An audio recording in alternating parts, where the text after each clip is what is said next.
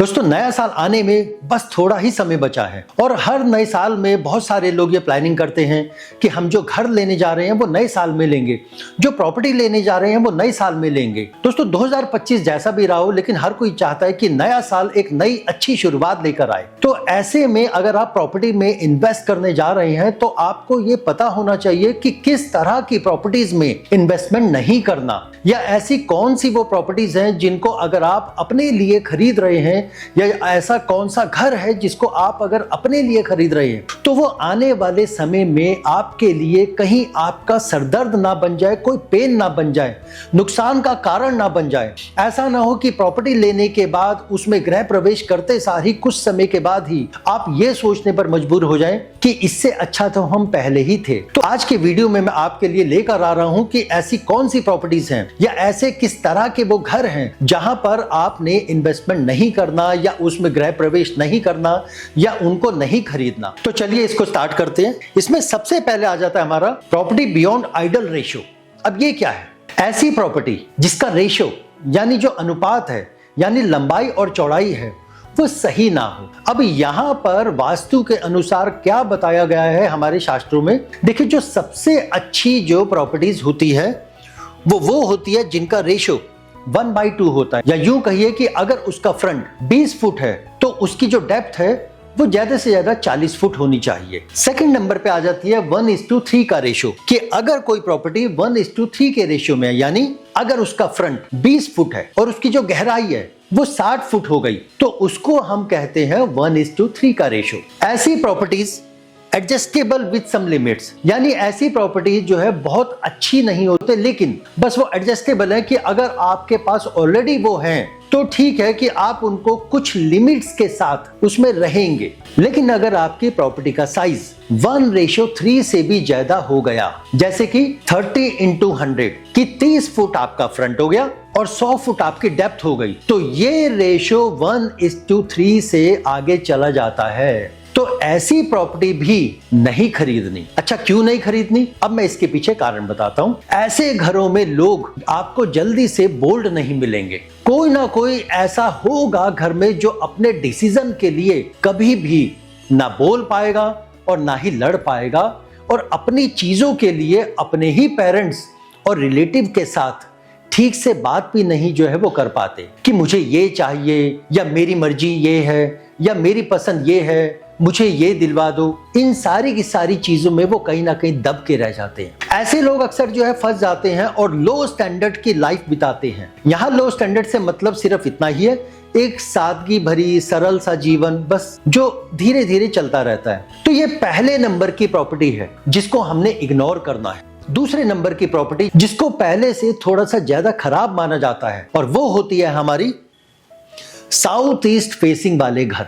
देखिए, अगर कोई प्रॉपर्टी साउथ ईस्ट फेसिंग है और आप उसको लेना चाह रहे हैं तो ऐसी प्रॉपर्टी को ना कर दीजिए। ऐसी प्रॉपर्टी नहीं लेनी, ऐसी प्रॉपर्टी में नहीं इन्वेस्ट करना, क्योंकि ऐसी प्रॉपर्टी का मेन मकसद ही यही होता है कि सामने वाले को काम करने से रोकना, उसकी बुद्धि को ही जो है वो भ्रष्ट जो है कर देती है, यानी कि एक तरीके से उसको कैसे आलस देकर, क्योंकि सारी की सारी चीजों को खराब करने के लिए आलस सफिशिएंट है। कि कोई आदमी कितना मर्जी टैलेंटेड है, लेकिन अगर उसके अंदर आलस आ गया तो जितने भी काम टाइमली होने चाहिए वो सारे काम टलते चले जाएंगे और एक समय के बाद वो खराब होते चले जाते हैं। अच्छा, ऐसी प्रॉपर्टी में जो डिसीजन टेकिंग और डिसीजन मेकिंग फैक्टर होते हैं वो अक्सर वीक हो जाएंगे, कमजोर पड़ जाएंगे, और इसीलिए ऐसी प्रॉपर्टी में रहने वाले जो लोग होते हैं वो अच्छा समय हो या फिर बुरा समय, कभी भी उसमें परफेक्ट डिसीजन नहीं ले पाएंगे।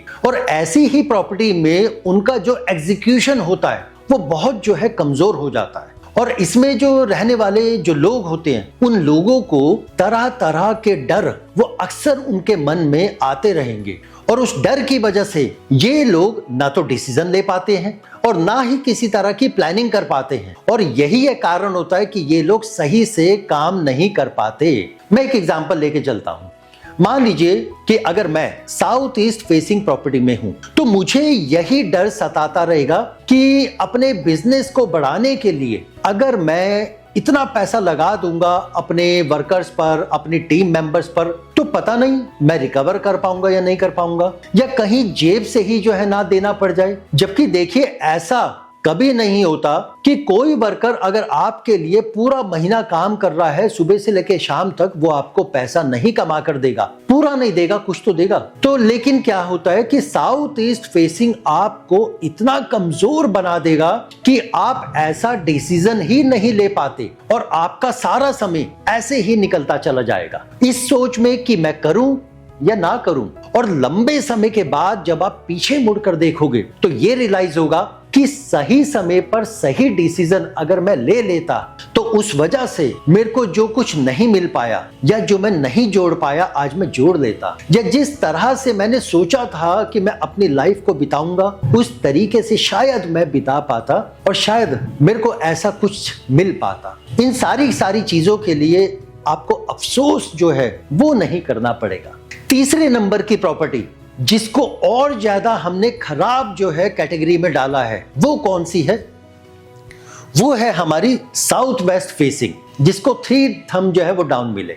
देखिए, अगर आप ऐसा कोई घर खरीदना चाहते हैं या देखने जा रहे हैं जो साउथ वेस्ट फेसिंग है, तो वो हर सिचुएशन में रिजेक्ट कर दीजिए। वो रिजेक्ट करना है। अगर हम उसमें कोई रेमेडी कराते भी हैं तो देखिए, उस रेमेडी को भी केवल इसीलिए कराया जाता है कि आप उस साउथ वेस्ट फेसिंग वाले घर से निकल पाओ, क्योंकि अगर आप ऑलरेडी ऐसे घर में हो तो वहां से निकलना भी बहुत मुश्किल होता है। साउथ वेस्ट फेसिंग वाले जो घर होते हैं वो ऐसे होते हैं कि मान लीजिए कि पति पत्नी, कि ना तो आप उसको छोड़ पा रहे ना वो आपको छोड़ पा रहा। तो साउथ वेस्ट फेसिंग वाले जो घर होते हैं उनसे निकलना भी बहुत मुश्किल होता है। और कोई अगर साउथ वेस्ट फेसिंग वाला घर अगर लेने जा रहा है तो उसको लेने से भी मना करना चाहिए, क्योंकि देखिए क्या होता है कि जब किसी पर्सन का कोई खराब समय आने वाला होता है तब ऐसे लोग साउथ वेस्ट फेसिंग के मकानों को खरीद लेते हैं और उनमें फंस जाते हैं। जब ग्रोथ नहीं होनी होती या डिफिकल्टी भरा समय जो है आने वाला होगा, या यूं कहो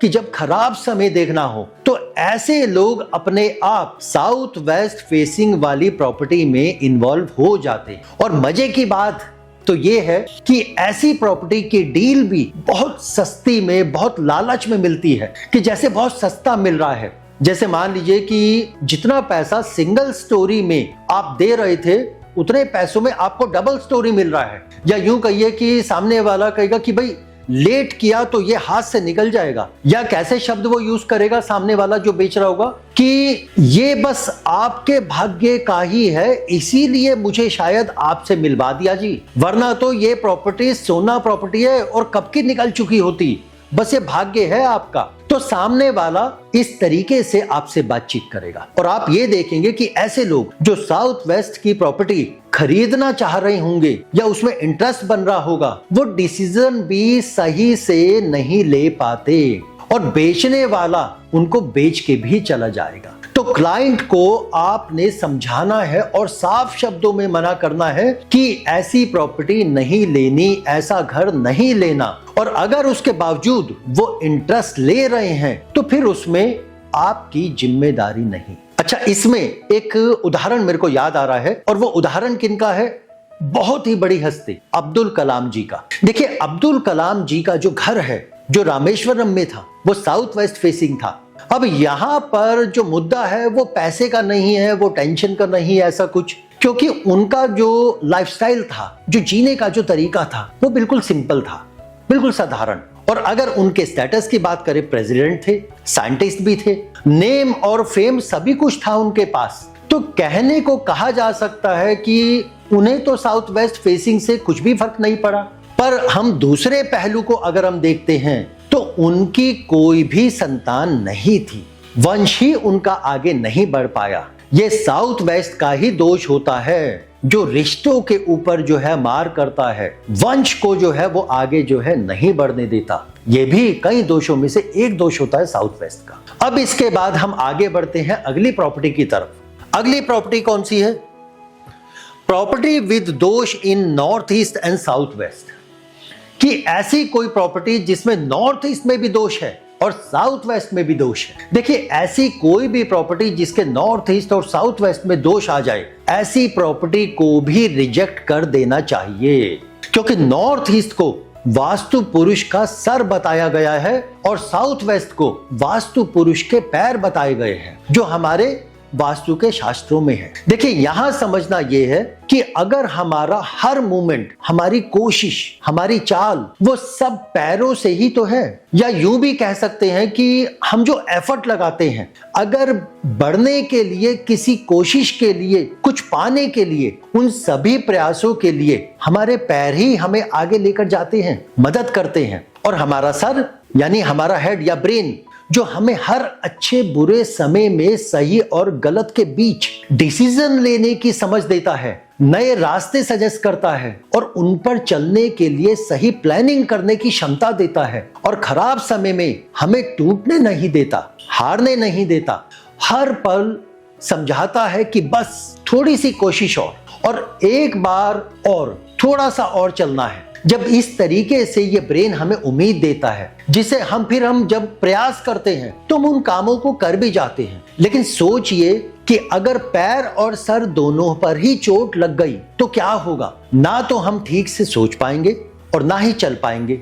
तो ऐसी प्रॉपर्टी कभी भी नहीं लेनी, चाहे कितनी भी अच्छी डील मिल रही हो, क्योंकि ऐसी प्रॉपर्टी हमारे कर्मों के अनुसार भी बहुत अच्छी चीजें नहीं दे के जा सकती, फिर चाहे हम उसमें कितनी भी मेहनत कर लें। अगली ऐसी प्रॉपर्टी कि जिसको हमने सबसे ज्यादा नेगेटिव पॉइंट पे रखा है, वो क्या है? Property with toilet in north east and north. कि ऐसी कोई प्रॉपर्टी जिसमें नॉर्थ ईस्ट में भी टॉयलेट हुए और नॉर्थ में भी टॉयलेट आ जाए तो क्या होगा? देखिए, अगर कोई ऐसी प्रॉपर्टी है जिसमें एक साथ या तो 3-4 टॉयलेट आ जाए, तो ऐसी प्रॉपर्टी को भी रिजेक्ट करना है। अब आप ये कहेंगे कि ऐसा कैसे होता है कि एक साथ 3-4 टॉयलेट? जैसे मान लीजिए कि किसी की प्रॉपर्टी बहुत बड़ी है और सारे टॉयलेट एक ही साइड आ जाएं, तो ऐसी प्रॉपर्टी में फाइनेंशियली चीजें अच्छी नहीं रहती। आपको जो लाइफस्टाइल, जो आपका जो बिजनेस है, सब बड़ा नजर आ सकता है, बट इंटरनली सब कुछ अलग होगा। देखिए, क्योंकि जरूरी नहीं है कि अगर मैं करोड़ों की कार में घूम रहा हूं तो सब कुछ अच्छा ही होगा। ये भी हो सकता है कि करोड़ों का बिजनेस हो, लेकिन उसी के साथ साथ करोड़ों का भी कर्ज भी हो मेरे ऊपर। तो आपने सिर्फ कभी भी किसी की अपीयरेंस पर नहीं जाना। अगर कभी किसी की ऐसी प्रॉपर्टी देखो कि जहां पर नॉर्थ ईस्ट और साउथ वेस्ट दोनों में ही दोष है, तो समझ जाना कि बाहर से जैसा मर्जी हो, लेकिन अंदर कुछ ना कुछ खोखलापन जरूर होगा। और हमें जो है उन फैक्ट को समझना होगा। उसके घर को देखने के बाद ये जानना होगा कि उसके साथ क्या क्या डिफिकल्टी है।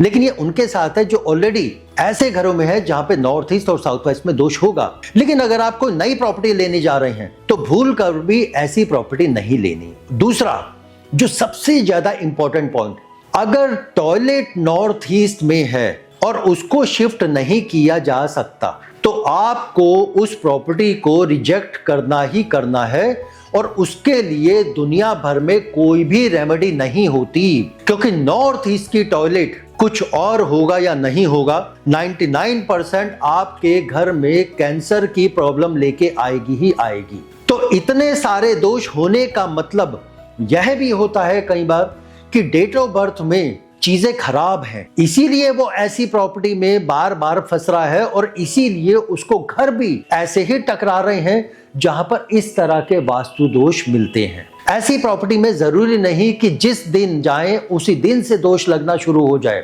10 साल भी लग जाते हैं कई बार उस दोष को पूरी तरीके से पनपने में। ये बात ठीक वैसे ही है जैसे कि अगर कोई प्रॉब्लम शरीर के अंदर स्टार्ट होनी है 5 साल के बाद, तो उसकी शुरुआत 5 साल पहले हो चुकी होती है, और वो प्रॉब्लम धीरे धीरे धीरे धीरे बढ़ती है और उसके सिम्टम 5 साल के बाद ऊपर उभर कर आते हैं। तो अक्सर ऐसी प्रॉपर्टी में पैसे से जुड़ी अपॉर्चुनिटी की समस्या रहेगी, हेल्थ के इश्यू रहेंगे, और ये दोनों की दोनों प्रॉब्लम, पैसे की भी और हेल्थ की भी, अक्सर साथ साथ आएंगी। तो ये वो कुछ प्रॉपर्टीज थी कि जिनको आपने, अगर 2026 में आप प्रॉपर्टी में इन्वेस्ट करना चाह रहे हैं, प्लान करना चाह रहे हैं, तो ऐसी प्रॉपर्टी में नहीं करना, क्योंकि ये आपके लिए बेचने में भी सिरदर्दी जो है बनेगी, और खरीदने में जब आप इसको खरीदेंगे तो जितना समय आपके पास रहेगी उतना समय आपको नुकसान देकर ही जाएगी। तो ये था हमारा आज का वीडियो। अगर आपको ये प्रॉपर्टी से जुड़ा हुआ वीडियो जो है पसंद आया हो तो हमारे इस वीडियो को लाइक करें और चैनल को सब्सक्राइब जरूर करें, क्योंकि हम हर हफ्ते कोशिश करते हैं इसी तरह की वीडियो आपके लिए लेकर आने की, और अलग अलग विषयों पे। कभी वो हेल्थ के साथ होगा तो कभी आपके घर के वास्तु के साथ होगा, क्योंकि कुल मिलाकर हमारा जो मुख्य जो उद्देश्य है वो बस यही कि आप सुख और समृद्धि से रहें और खुशहाल जीवन जीते रहें। तो आप सभी को नव वर्ष की बहुत बहुत शुभकामनाएं। धन्यवाद।